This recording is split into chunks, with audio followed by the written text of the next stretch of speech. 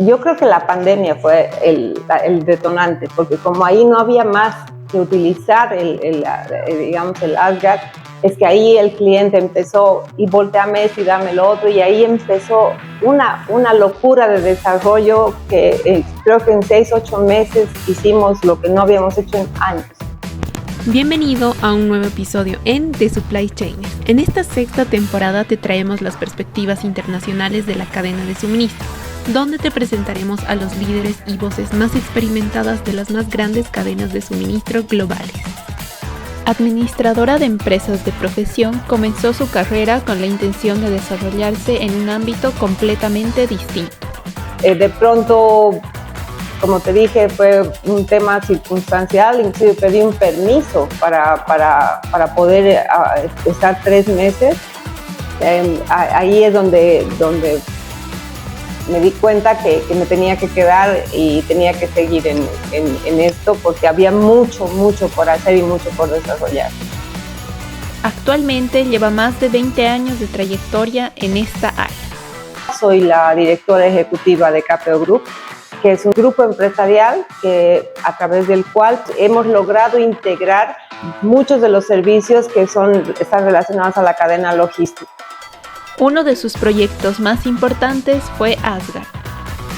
Asgard es una plataforma, pero que tiene como objetivo generar el ecosistema de las cadenas de abastecimiento de nuestros clientes. Y para dejarme entender, el ecosistema, ¿qué significa? Es que tienes a los diferentes actores conectados. Asgard refleja la innovación y adaptación a las necesidades del mercado, consolidándose como una herramienta clave en la optimización de procesos, toma de decisiones estratégicas y muchas otras cosas más. Te invitamos a escuchar este episodio y explorar más sobre el tema. ¿Quién es Ana Ligia Bursuri? Voy a hablar más de la parte profesional. Soy la directora ejecutiva de KPO Group, que es un grupo empresarial a través del cual podemos brindar y más que brindar, digamos, hemos logrado integrar muchos de los servicios que están relacionados a la cadena logística. Y bueno, también estamos incursionando en el mundo de la tecnología.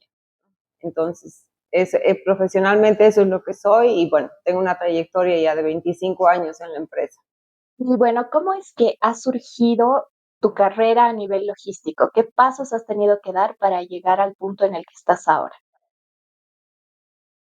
Bueno, fue todo inesperado, como muchas veces pasa en la vida, porque en realidad el momento que yo salí profesional tenía como objetivo otro tipo de industria, ¿no? Entré al mundo de la logística, el comercio exterior, ¿no? A través de apoyar en un momento a mi esposo, que bueno, ellos como familia tienen una empresa que es parte del grupo, que es Paceña SRL, Agencia de Despachantes de Aduana, y en un momento, bueno, decidí pasar a apoyarlo por una coyuntura que se necesitaba, que inclusive yo pensé que iba a ser solamente por 3 meses, ¿no? Y pues me verás 25 años después acá sentada y conversando contigo. ¿Y esto qué me permitió? Al principio, pues yo no tenía ni idea de este mundo, no lo conocía, pero la empresa tenía cuentas muy importantes, ¿no? Entre esas, por ejemplo, una de las cuentas que más me ayudó a entrar en este mundo fue IBM. IBM en ese momento todavía estaba en Bolivia y fue quien nos enseñó que se podía hacer cosas totalmente diferentes, nos incursionó en el mundo de los sistemas y nos mostró que este negocio o esta industria podía tener un nivel diferente y el valor que tenía el poder prestar este tipo de servicios, el valor que tenía para las empresas. Y ahí es donde yo me enamoré de esta industria, porque empecé a entender lo importante que es la cadena de abastecimiento, la logística, el comercio exterior. Primero, la cadena de abastecimiento y la logística para las empresas, la importancia que tiene y a su vez el comercio exterior para el país, o sea, para los países, no solamente para o sea, el comercio exterior es una variable muy importante. Entonces, ahí es donde le di un nuevo valor al trabajo que hacíamos y bueno, ahí es donde me comprometí y empecé a aprender mucho sobre el tema. Nos comentabas al principio que tú te visualizabas en otro tipo de industria. Ahí me gustaría saber cuál es tu formación y qué planificabas tú para tu vida futura. Bueno, yo estudié administración de empresas, ¿no? Y yo me veía, por ejemplo, en el momento en que cambié de industria, yo trabajaba en Price Waterhouse y mi orientación era hacia las nuevas áreas que estaba implementando en ese momento Price, porque estaban generando, por la coyuntura de país, etcétera, etcétera, estaban incursionando en nuevos servicios relacionados con, digamos, el manejo financiero, etcétera, y a mí me gustaba mucho, estaba empezando la maestría también, entonces ese era el lugar donde yo me veía trabajando ahí, haciendo carrera en Price, ¿no? Que me gustaba mucho, pero bueno, de pronto, como te dije, fue un tema circunstancial, inclusive pedí un permiso para poder estar 3 meses. Ahí es donde me di cuenta que me tenía que quedar y tenía que seguir en esto porque había mucho, mucho por hacer y mucho por desarrollar. ¿Cómo crees que tu background financiero, tus estudios en administración de empresas han hecho match con lo que ahora haces? No solamente o sea, la parte financiera, la parte de administración, porque finalmente estamos gestionando una empresa, ¿no? Y el mundo empresarial, yo soy enamorada de, del mundo empresarial, soy enamorada de lo que yo llamo el círculo virtuoso que genera el empresariado en un país. Me parece maravilloso lo que las empresas pueden lograr y no solamente como crecimiento en mercado, sino todo el valor agregado que tú generas en tus clientes, generas en el personal que te acompaña, porque en estos años hemos visto personas que nos han acompañado muchos años y de pronto ver en un momento cómo llegan y luego en algún momento también nos han tenido que dejar o bueno, circunstancias diferentes, pero el ver el crecimiento de las personas, ver todo lo que puedes hacer digamos, en beneficio de un país, de una sociedad, pues me parece maravilloso. Entonces, definitivamente sí es importante el que complementes conocimientos y al margen una parte de la que yo soy enamorada es de la parte de estrategia.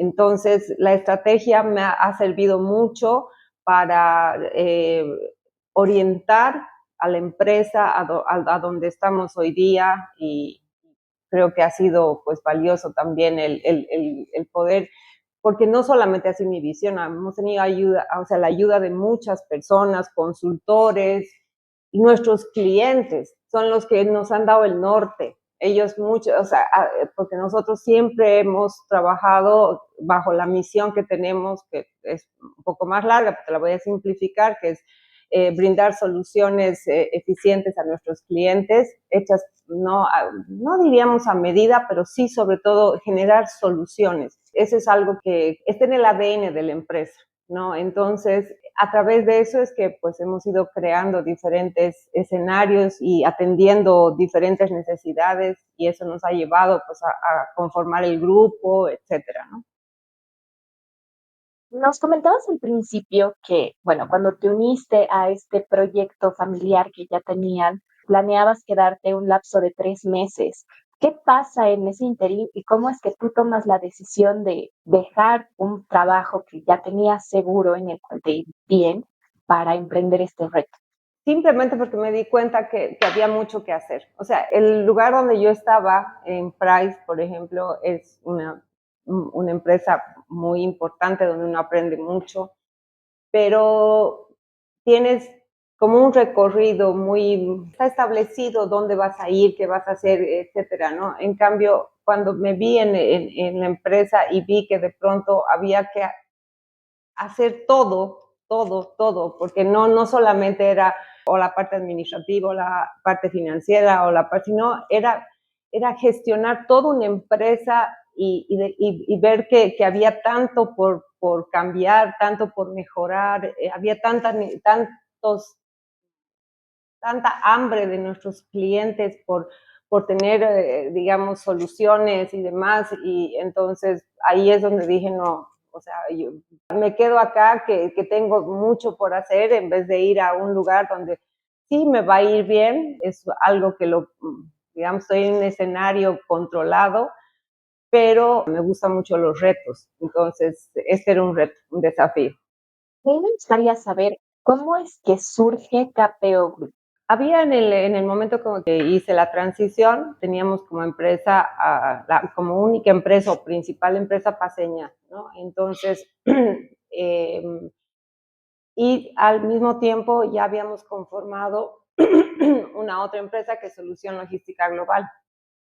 Entonces, a medida que íbamos integrando los servicios, y como te digo, esto venía por parte de los clientes, que quienes nos pedían una cosa y otra, entonces de pronto vimos que necesitábamos crear una otra empresa que es KPO SRL, ¿no?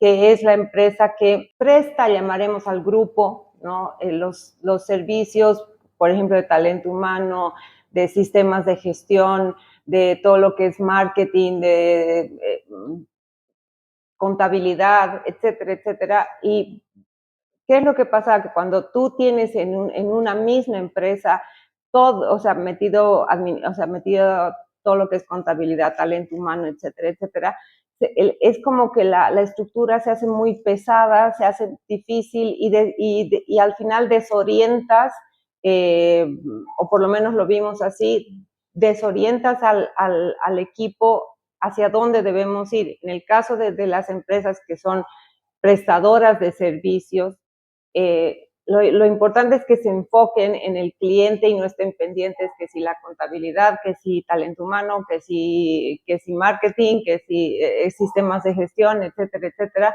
porque si no, de pronto también vuelves una estructura muy pesada.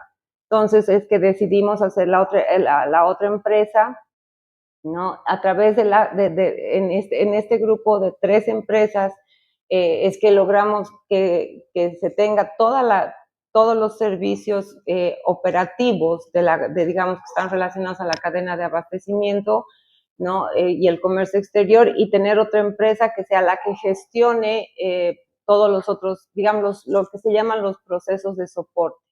Entonces, es así que se va conformando el grupo y bueno, cada día vamos incorporando nuevos servicios y vamos atendiendo nuevas necesidades.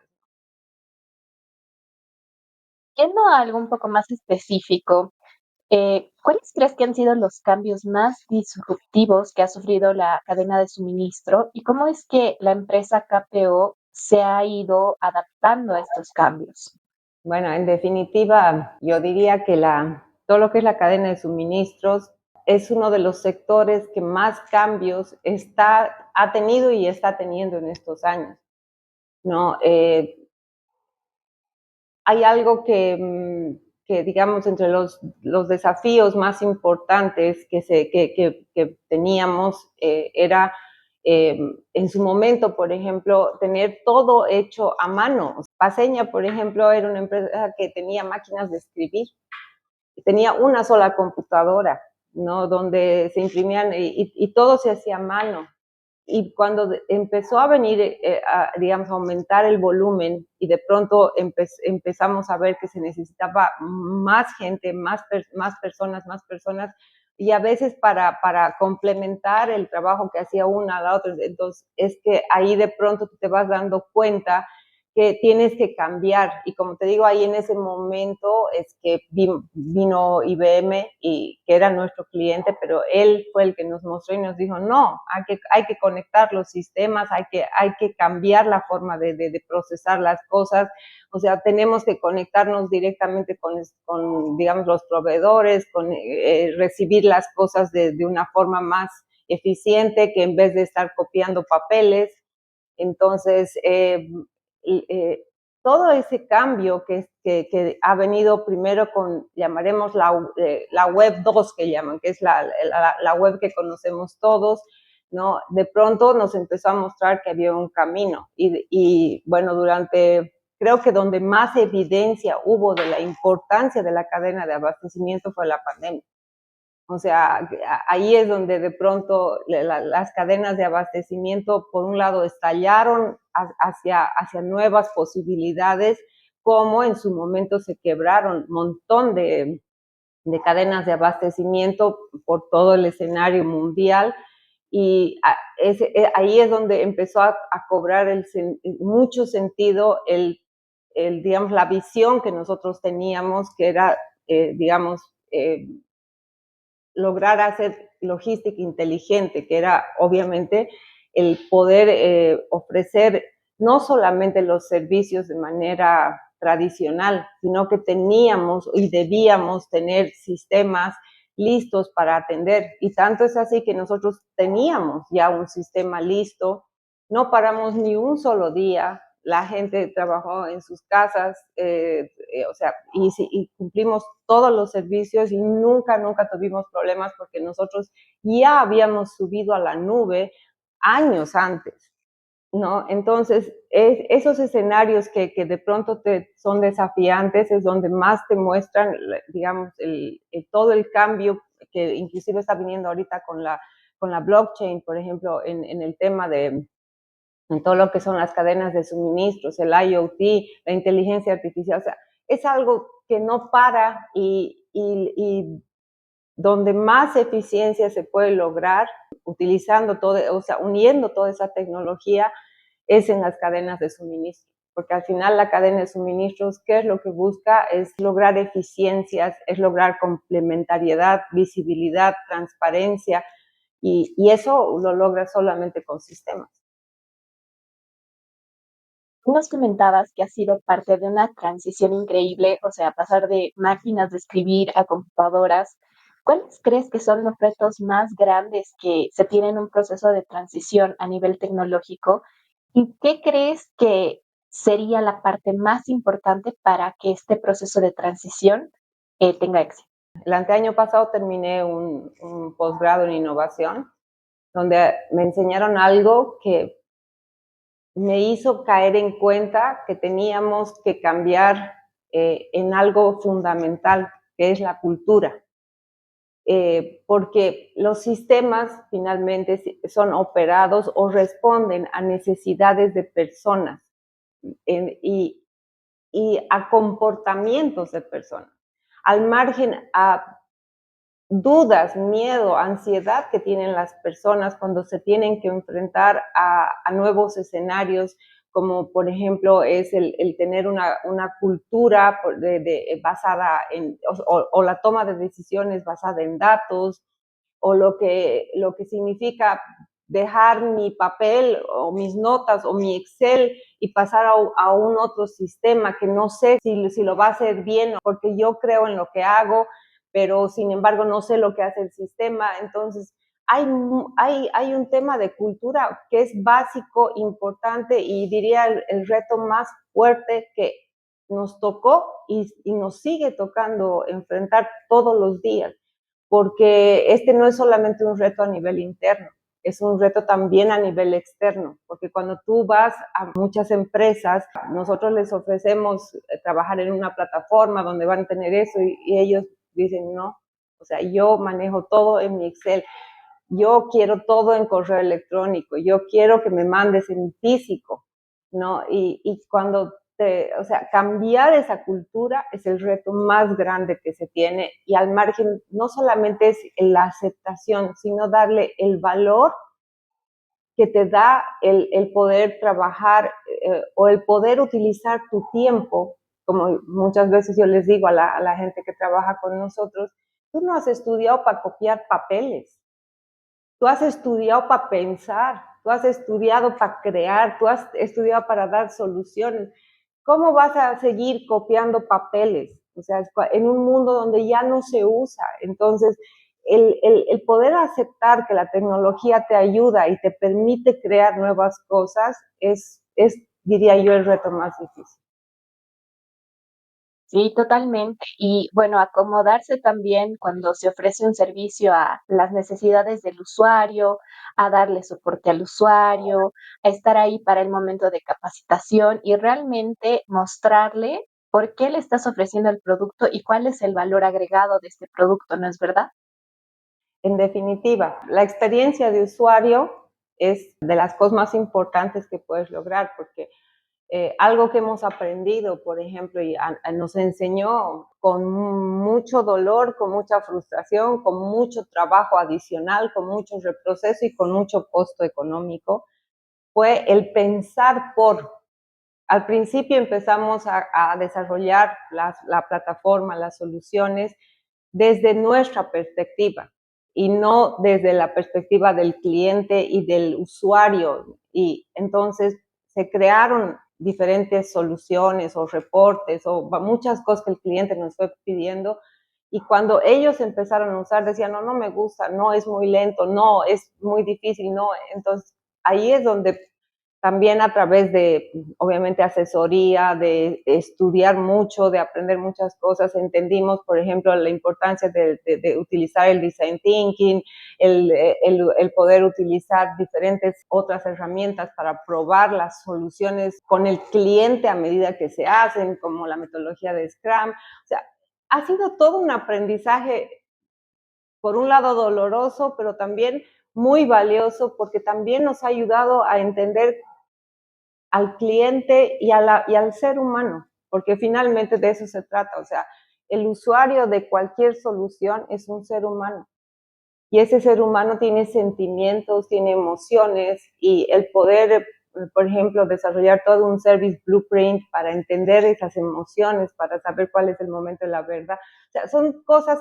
que nos han servido tanto y nos han ayudado mucho a lograr aprender, no solamente sobre tecnología o sobre supply chain, sino también de entender al ser humano que tienes al otro lado. Nos has ido dando un pequeño resumen y una pequeña probadita de lo que es todo este software, pero quisiera que nos cuentes más. ¿Qué es Asgard? Bueno, Asgard es uno de nuestros bebés, yo diría nuestro bebé más querido, ¿no? Todavía, bueno, ya no sé si es bebé, porque ya es, o sea, a veces cuando hacemos presentaciones, digo, ¿en qué momento construimos algo tan grande, no? Entonces, te voy a tratar de dar un approach a todo lo que es Asgard. Asgard es una plataforma, pero que tiene como objetivo generar el ecosistema de las cadenas de abastecimiento de nuestros clientes.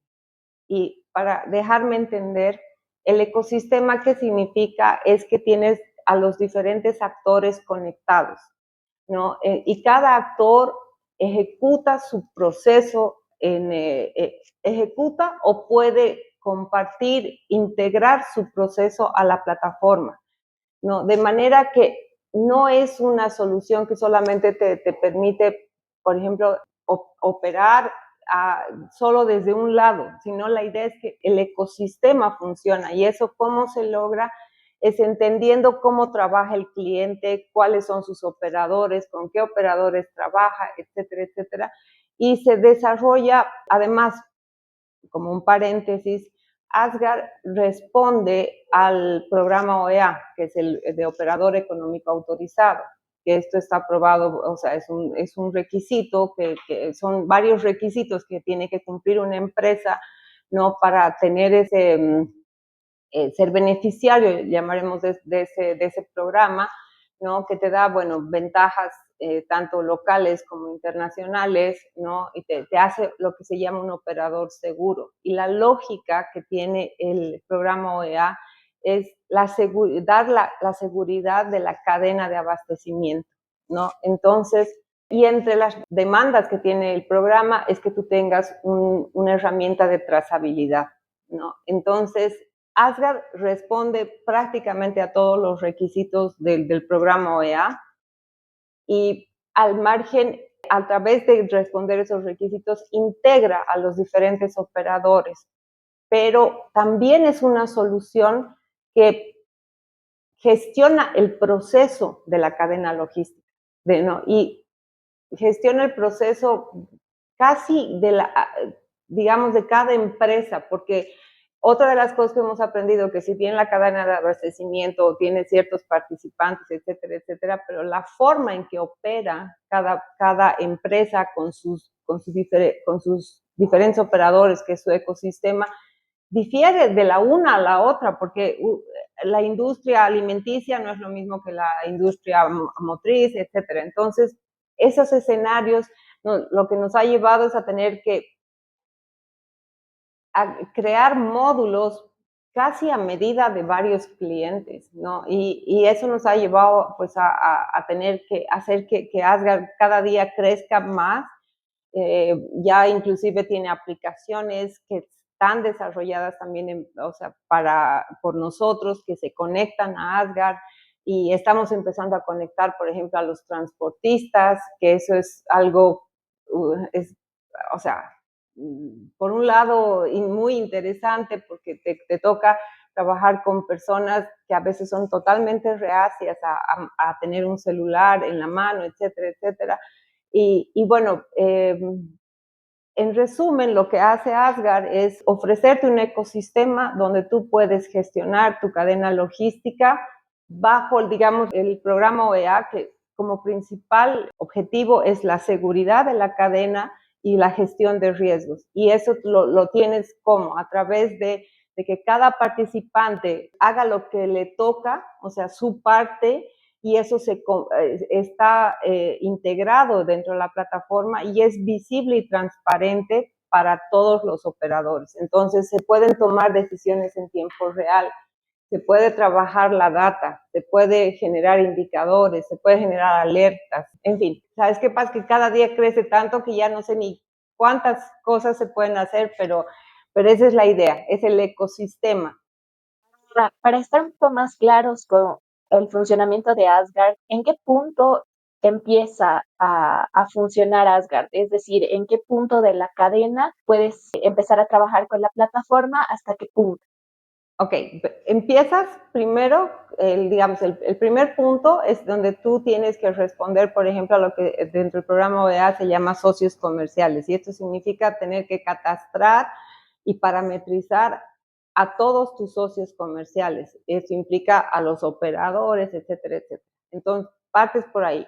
Y luego, normalmente las empresas, cuando hacen procesos de import, porque también Asgard opera para exportaciones, tú tienes que generar una orden de compra. Entonces, la puedes generar esa orden de compra en Asgard o la puedes importar de cualquier otra solución, porque se integran. A partir de la orden de compra es que se va notificando e integrando a cada uno, por ejemplo, en este caso al proveedor, luego al operador de carga, luego a la compañía de seguros, a la agencia despachante, y luego tenemos la solución que maneja el warehouse, o sea, que es un sistema para manejo de almacenes, etcétera. Entonces tú puedes integrar a todos. Y lo último que estamos trabajando ahora en este año es integrar la última milla, ¿no? Entonces, a través de las aplicaciones. Entonces, a través de todo esto, tú tienes la trazabilidad de los flujos, que es lo que maneja la cadena de abastecimiento. Maneja principalmente tres flujos: el flujo económico, el flujo de información y el flujo de mercadería. Entonces, tú tienes el flujo de todo lo que pasó, quién lo hizo, cuándo lo hizo, dónde, o sea, qué documento puso, en qué momento, qué datos, cuál fue el costo, cuándo embarcó, pues si estás utilizando las aplicaciones que funcionan hoy día solamente para la parte terrestre, saber dónde está el camión, a qué hora llegó, cargó, no cargó, tienes evidencia fotográfica, tienes, etcétera, etcétera. Inventarios, está haciendo inventarios en los puertos. Entonces, toda esa data va alimentando y va generando esa trazabilidad y a la vez, como te digo, la confiabilidad de la cadena, ¿no? Entonces, es así como va operando, o sea, por cada parte, dependiendo además el Incoterm. Bueno, la solución que me comentas realmente es muy completa. Me gustaría que nos cuentes cómo ha sido el antes y el después de Asgard y cómo es que tus clientes han tomado y han empezado a utilizar la plataforma. AdGuard nace interno primero, era solamente para los procesos internos, ¿no? Pero diríamos más o menos durante el 2014, 15, es que empezamos a darnos cuenta que no importaba cuánta eficiencia generemos nosotros internamente, porque nosotros hemos sido durante muchos años certificados con la norma ISO, etcétera. Entonces, hacíamos mucho y o sea, no veíamos resultados importantes, se mantenían los mismos problemas, las mismas quejas, etcétera.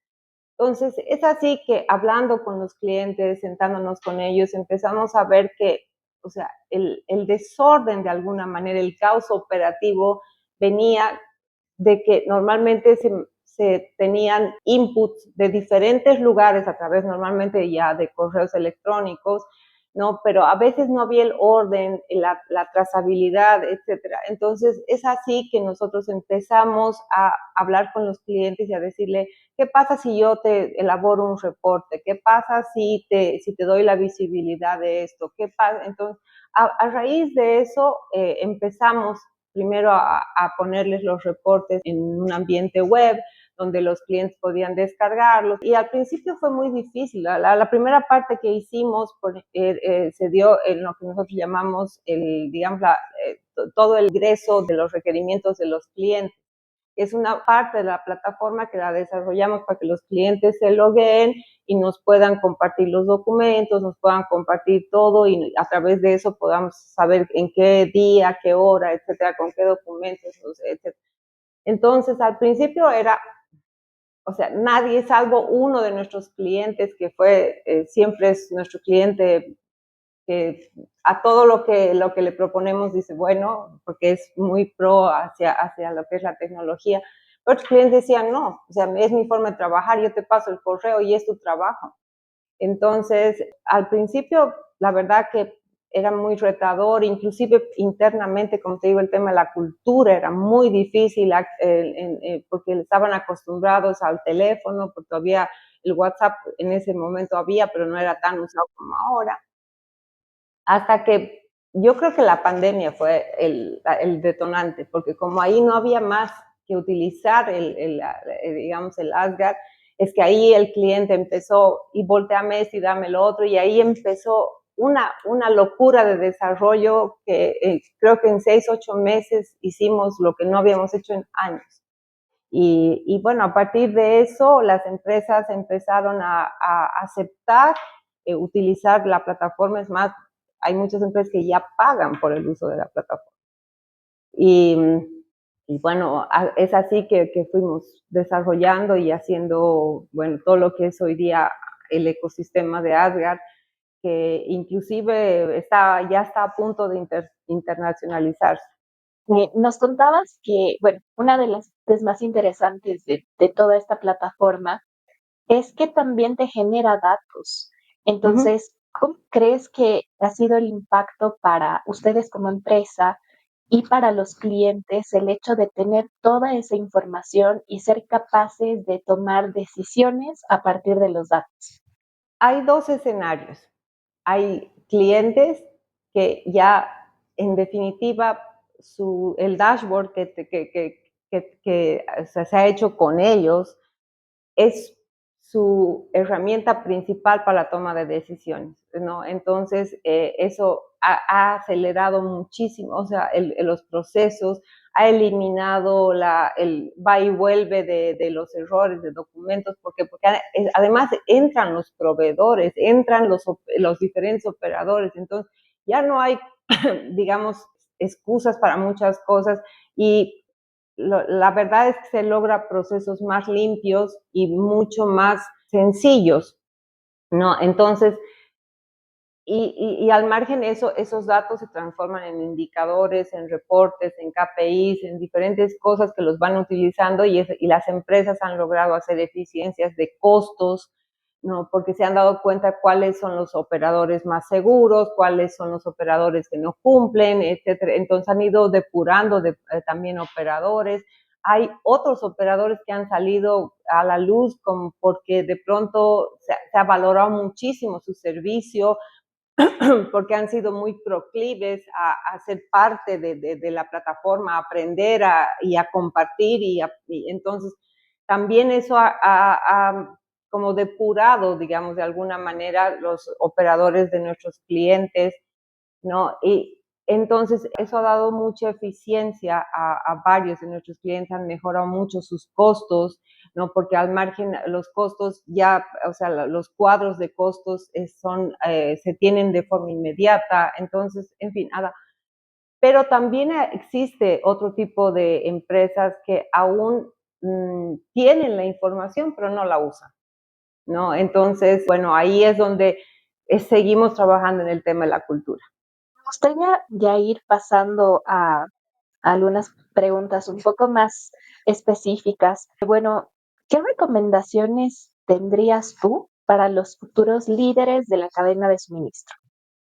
La principal recomendación, yo creo que la pasión que es esta parte de todo, de lo que son las empresas, o sea, la cadena de abastecimiento es algo que no es visible en las empresas, ¿no? Porque si tú miras la mayoría de las empresas del mundo, inclusive, tienen muy controlado su proceso de venta, su proceso financiero, qué sé yo, su proceso de personal, pero hay la parte de todo lo que es la cadena de abastecimiento que a veces es como un agujero negro, que ni siquiera tienen, digamos, monitoreado ni mapeado la cantidad de dinero que está manejando la cadena logística, ¿no?